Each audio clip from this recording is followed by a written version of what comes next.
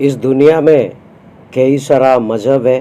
हिंदू है, मुसलमान है, क्रिश्चियन है, जैन है, बौद्ध धर्म के लोग। इनमें से आज हम एक जो मज़हब है उसकी कंपैरिजन करेंगे क्रिश्चियनिटी से, जो हमेशा ये कहते हैं कि हमारा मज़हब सबसे बेहतर है, हमारा मज़हब सबसे अच्छा है। उनकी मज़हब में ऐसा होता है कि काफिरों को हम मारेंगे तो हमें जन्नत नसीब होगा, काफिरों को हम मारेंगे तो हमें 72 हूर मिलेंगे।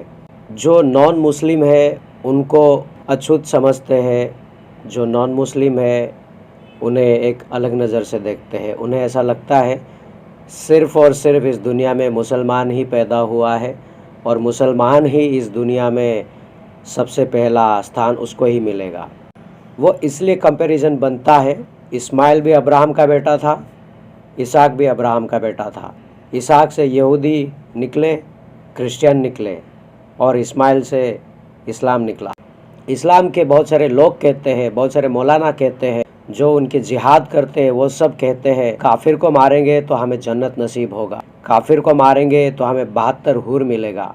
आज अगर इज़राइल में जो लड़ाई चल रही है वो यहूदियों को मिटाने के लिए हो रहा है। उनको इज़राइल से कोई लेना देना नहीं है कि अगर यहूदी मिट जाएंगे, वो काफिर मर जाएंगे तो हमें जन्नत नसीब होगा, हमें जन्नत में 72 हूर मिलेगा। क्रिश्चियनिटी को अगर देखा जाए, मत्ती 5 का 43 और 44 वचन कहता है, तुम सुन चुके हो कि कहा गया था अपने पड़ोसी से प्रेम रखना और अपने बैरी से बैर, परंतु मैं तुमसे ये कहता हूँ कि अपने बैरियों से प्रेम रखना और अपने सताने वालों के लिए प्रार्थना करो।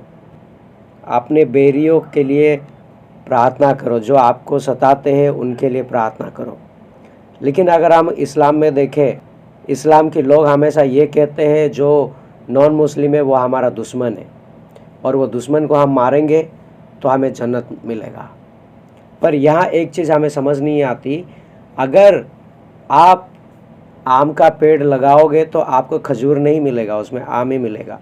अगर आप किसी को दुश्मन समझोगे, आप अगर किसी को मारोगे तो कोई और भी आपको मारेगा, तो आपको जन्नत कभी नसीब नहीं होगा। क्योंकि जन्नत सिर्फ उसको नसीब होता है जो अच्छा कर्म करता है, जो परमेश्वर की बताई हुई रास्ते पर चलता है, जो परमेश्वर की कहा को मानता है।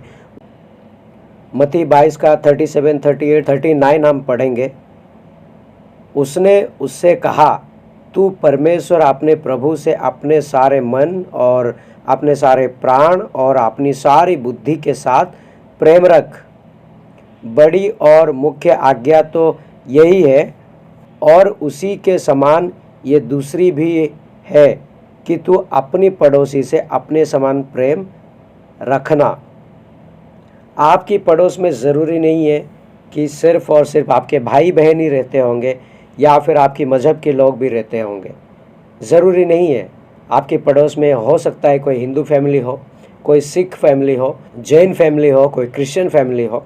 परमेश्वर कहता है कि तुम अपने पड़ोसी से अपने समान प्रेम रखना। सबसे पहला वो कहता है कि आपने परमेश्वर से प्रेम रखना और अपने पड़ोसी से प्रेम रखना। पड़ोसी से प्रेम रखने का ये मतलब ये है कि पड़ोसी में कोई भी हो सकता है और वो आपका दुश्मन नहीं है। और इस्लाम कहता है कि अपने दुश्मन को मारो तो आपको जन्नत नसीब होगा। इस्लाम के बहुत सारे धर्म गुरु ये कहते हैं और बच्चों को पढ़ाते हैं। मैंने कई सारे वीडियोस देखे हैं जो मदरसे में बच्चों को पढ़ाते हैं। यहाँ पे हमारा परमेश्वर का वचन हमें सिखाता है कि तो अपने पड़ोसी से अपने समान प्रेम करो, यानी कि जिस तरह हम अपने आप से प्रेम रखते हैं। पहला यूहन्ना 2 अध्याय उसका 9-10 पढ़ेंगे। जो कोई ये कहता है कि मैं ज्योति में हूँ और अपने भाई से बैर रखता है, वो अब तक अंधकार ही में है।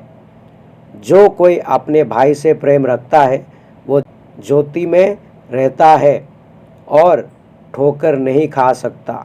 पर जो कोई अपने भाई से बैर रखता है वो अंधकार में है और अंधकार में चलता है और नहीं जानता कि कहाँ जाता है, क्योंकि अंधकार ने उसकी आंखें अंधी कर दी है।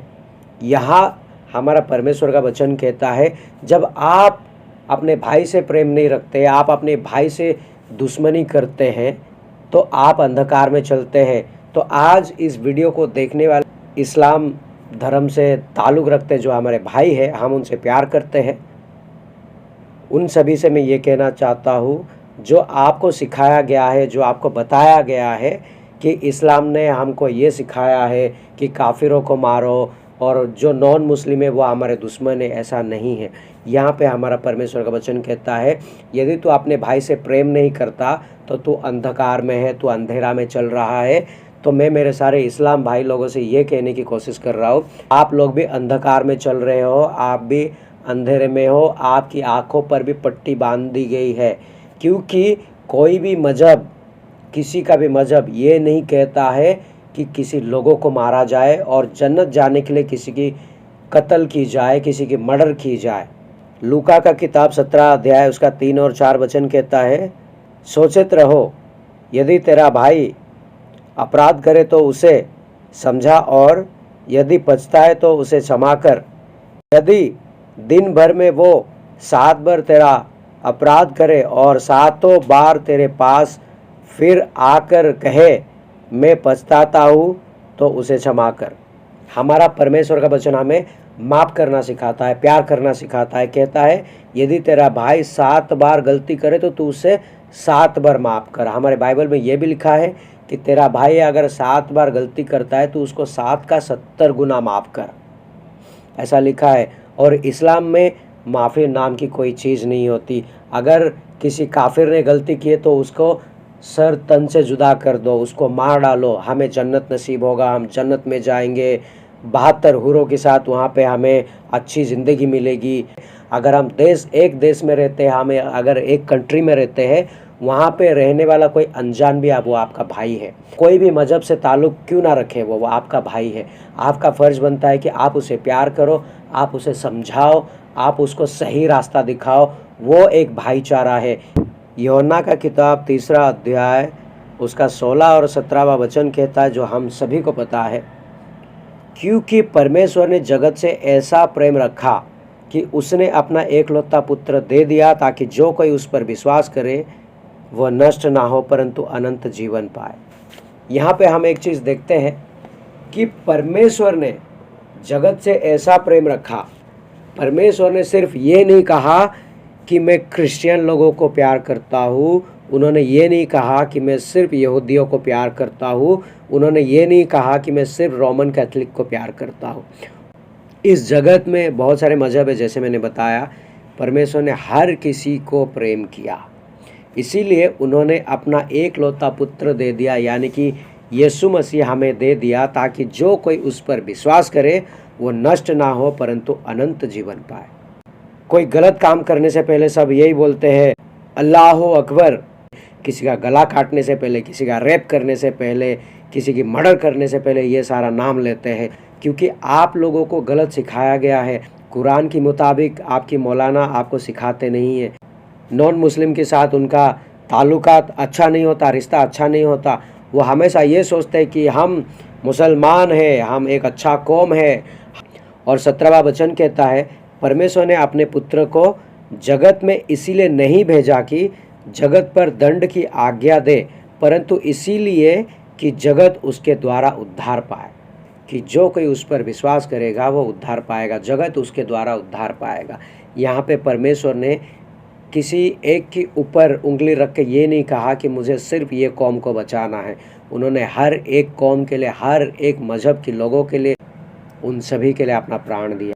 किसी को मारने से, किसी की कत्ल करने से आप जन्नत में नहीं जाएंगे।